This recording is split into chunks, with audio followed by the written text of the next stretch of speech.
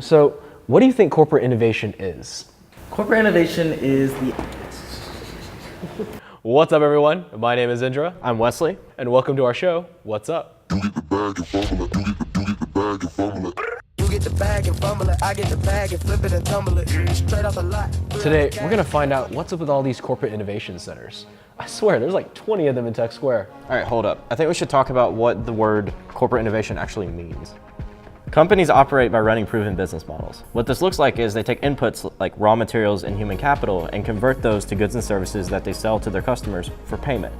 McDonald's creates hamburgers, Apple sells iPhones, and Coca-Cola sells Coca-Cola. And the reason they do this is because they know that if they put X amount of money in, they'll get Y amount of money out. Of course, not all business models work forever. Companies need to constantly grow and create value in order to exist.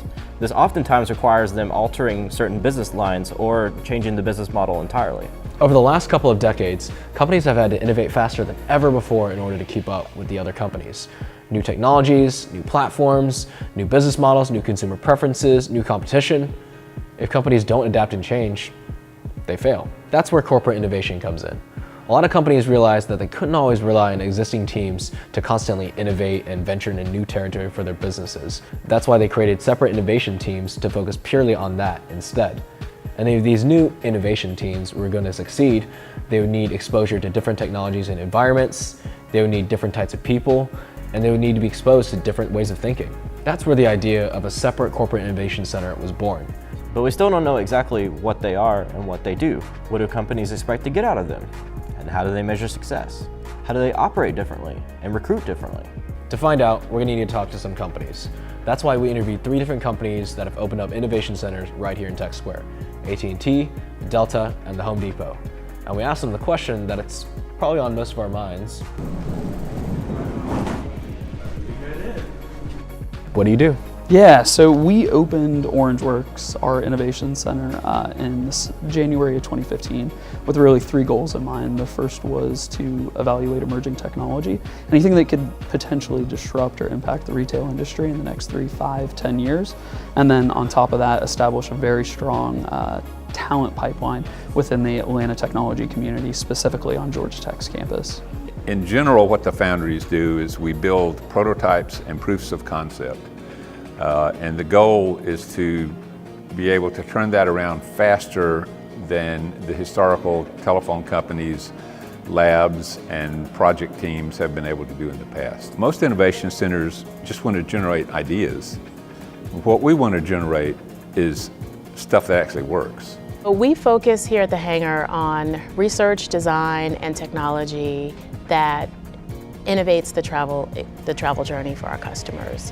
That's interesting, but we still don't know what sort of value, expected or unexpected, companies exactly get out of corporate innovation centers. Being part of the technology community in Atlanta has allowed us to connect directly with the students, not only from building a talent pipeline, but the ideation that occurs just across campus and in the city to partner on things like that. And then our peers in the space, because we don't have any direct competition here, we're able to partner on a wide variety of projects. Things where they may have expertise that we don't know anything about just yet, they're able to help us move quickly and speed up towards an end goal or an end product. When you get the original idea, that's that first level, but then when you try to actually implement it, you find yourself running into things that were totally unexpected. You know, I didn't realize we were going to have to plug into this network over here, and how are we going to get over there? You know, I didn't realize we were going to have to provide this kind of function over the web, because nobody has ever done that before. So that's another layer of innovation. It's like there's the big idea, which is, oh, let's do this neat thing, and then there's the nitty-gritty of how do you actually accomplish it. Some of the big exciting things that have come out of the center have been, again, I mentioned we're good at problem solving, but really understanding the user needs or the real problem that needs to be solved has been the benefit of the center. So we now know what some of these corporate innovation centers do, but it'd be good to get a different perspective. So we set up an interview with Greg King. He's the Associate Vice President of Economic Development at Georgia Tech. He's pretty much the guy to talk to if you're a company looking to open up a corporate innovation center in Tech Square.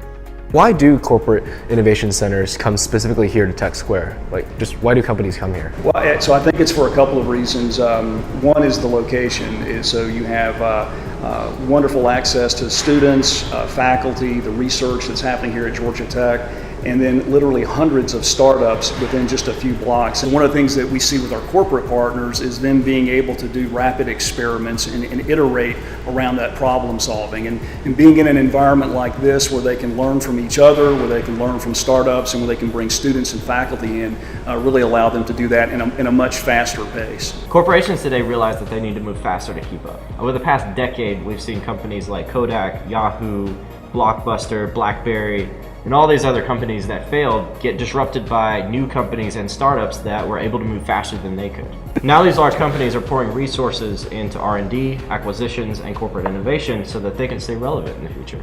It's been really interesting talking to these companies today.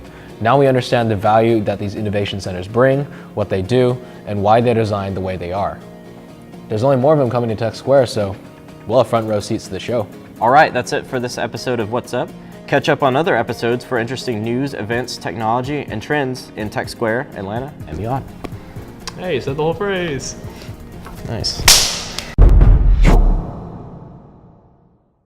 You get the bag and fumble it. You get the bag and fumble it.